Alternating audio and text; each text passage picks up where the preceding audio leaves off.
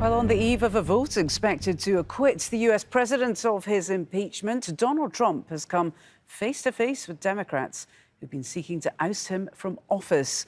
He's just given his State of the Union address in the House of Representatives, the same chamber in which he was impeached last month.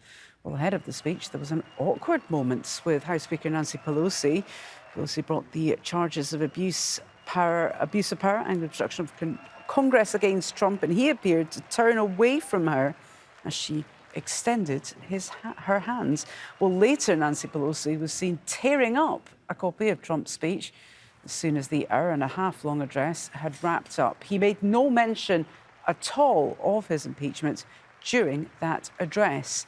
Instead, Trump used his third State of the Union as a rallying cry ahead of the November election. The speech was titled "The Great American Comeback." He concentrated on the economy, jobs and healthcare.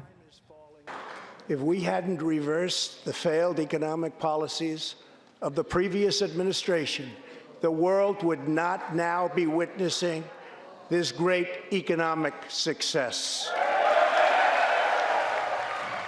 Well, Trump brought in a surprise guest, Venezuelan opposition leader Juan Guaido, and spoke about standing in solidarity with the Venezuelan people. But Maduro's grip on tyranny will be smashed and broken. Here this evening is a very brave man who carries with him the hopes, dreams, and aspirations of all Venezuelans. Joining us in the gallery is the true and legitimate president of Venezuela, Juan Guaido.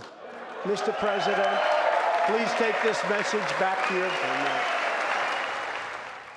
And Trump spoke about the US assassination of top Iranian commander Qasem Soleimani. He said Soleimani was targeted because he was planning new attacks against Americans. Our message to the terrorists is clear. You will never escape American justice. If you attack our citizens, you forfeit your life. Well, our White House correspondent, Kimberly Halkett, is live for us at Capitol Hill. Kimberly, we're both watching that speech there. Before we get on to the symbolism, of which there was plenty, just give us the main takeaways of the speech for you. What did you find significant in that? There were two things. Number one, that no matter how much the president tried to avoid impeachment and the fact that he has been impeached, it loomed large in that chamber, whether we saw it at the beginning with the House Speaker Nancy Pelosi when he snubbed her as he exchanged the speech. She extended her hand. He rejected it, to the tearing of the speech by Nancy Pelosi at the end. It is all that people are talking about in this room right now. The other big takeaway from listening to the president's speeches, while he appeared very presidential, it was teleprompter Trump, not Twitter Trump, railing at his opponents. What we saw there was essentially the themes of his upcoming re-election campaign. He believes that immigration, while divisive in this country, is something that he is going to continue to make the case for, whether it be cutting down on illegal crossings, the fact that he has not fulfilled his promise about building a border wall, but still talking about the intention to do so. He also is touting what he sees as some successes, and there's no question that even some Democrats would agree with regard to the renegotiating of certain trade deals like NAFTA to the USMCA. That was a bipartisan success. This is something that Donald Trump is talking about. But where there are differences, and I think we're really starting to see this, is in the area of what we call in the United States the kitchen table issues.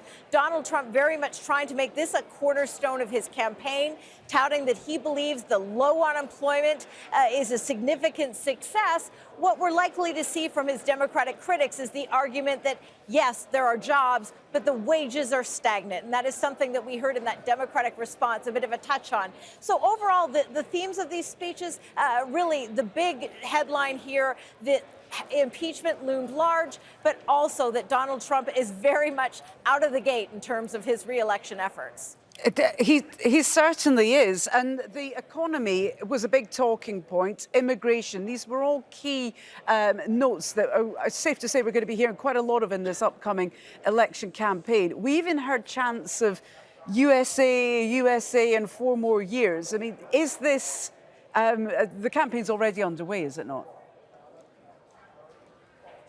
Absolutely. And look at what we have to acknowledge once again, and we saw that very vividly in the chamber throughout the applause lines. Only half of the room was standing up. This remains a very divided country.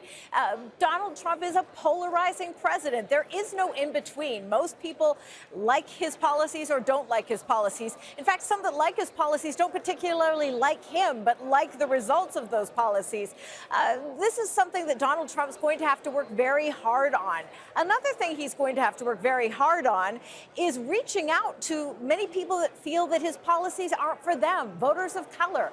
And we saw that quite pointedly, whether it was a Super Bowl ad that took place for the biggest football game in the United States on Sunday, or whether it was in this speech where the president acknowledged a number of guests who were individuals of color he believes have benefited from his policies, or even what he believes he's done for historically black colleges and universities, even the low unemployment in certain targeted demographics, voters of color. This is something that the president really seemed to be focusing on, and it acknowledges the reality that he has a problem in this area. If he's going to win the White House, he's going to need those voters on his side. Right now, I think the acknowledgement by this president as he launches his re-election effort is that he doesn't have them on his side right now. Indeed. Kimberly, for now, we're going to thank you very much indeed. And let's try and take a listen to what the Democrats have been saying after Trump's State of the Union. Gretchen Whitmer was the person delivering the Democratic rebuttal to President Trump's State of the Union address. She's the governor of Michigan. That's a key swing state in the upcoming presidential election. And in her speech, she criticised Trump's handling of the economy. It doesn't matter what the president says about the stock market. What matters is that millions of people struggle to get by or don't have enough money at the end of the month after paying for transportation, student loans, or prescription drugs. American workers are hurting. In my own state, our neighbors in Wisconsin and Ohio, Pennsylvania, and all over the country. Wages have stagnated while CEO pay has skyrocketed. So when the president says the economy is strong, my question is, strong for whom? Well, with the Senate expected to acquit President Trump in the impeachment trial, Whitmer also asked Americans to judge senators on what they do. As we witness the impeachment process in Washington, there are some things each of us, no matter our party, should demand. The truth matters. Facts matter. And no one should be above the law. It's not what those senators say. Tomorrow, it's about what they do that matters.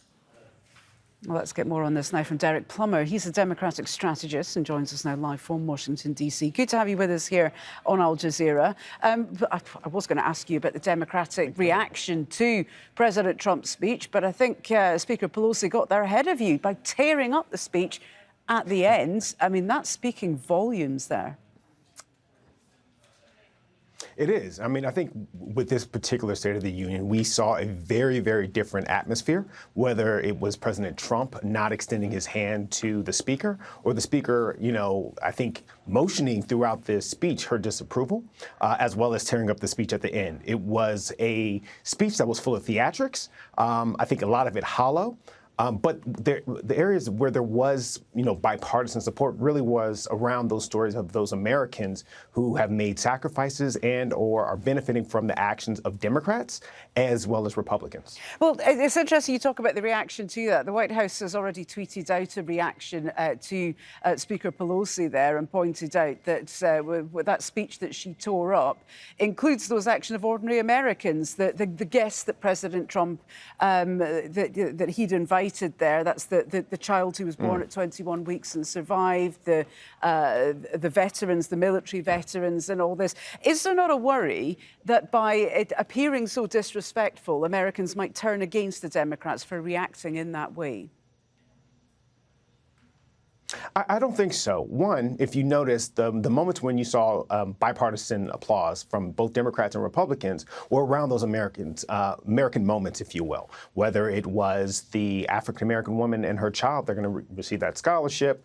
I would say that, save for the moment related to the very controversial figure and Rush Limbaugh, I think you saw Speaker Pelosi and Democrats really applauding those Americans that I think Trump really tried to exploit as part of his speech. I think when one looks at his record, what Trump did throughout his speech was really pepper authentic stories of Americans with things that just weren't true.